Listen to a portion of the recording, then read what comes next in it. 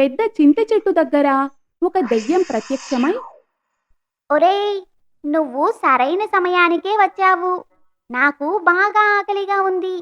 ఇప్పుడే నిన్ను తిని నా ఆకలి తీర్చుకుంటాను. అంటుంది.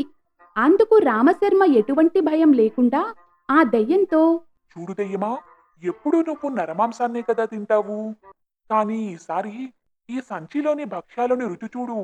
వీటి రుచి ముందు ఆ మాంసపు రుచి ఎంత మాత్రమూ సరిపోదు. అవునా?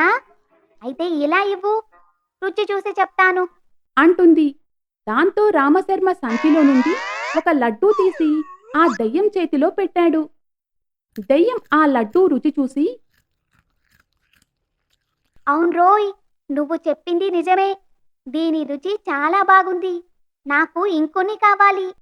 ఇదిగో, ఈ సంచి నిండుగా అవే ఉన్నాయి. వీటిని కూడా నువ్వే తిను.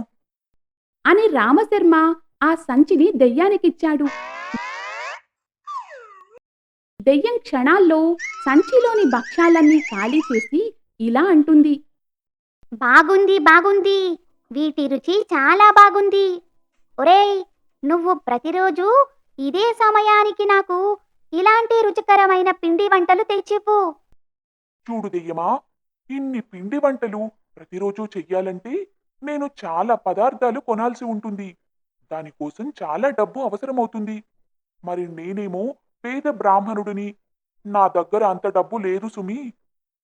ఓస్, అంతే కదా. నీకు కావలసినంత డబ్బు నేనిస్తాను. నువ్వు నాకు ప్రతిరోజు ఈ పిండి వంటలు తెచ్చివ్వు. అని చెప్పి దెయ్యం చెట్టు తొర్రలో దూరి 2 గుప్పెళ్ల బంగారు కాసులు తెచ్చి రామశర్మకు ఇచ్చింది.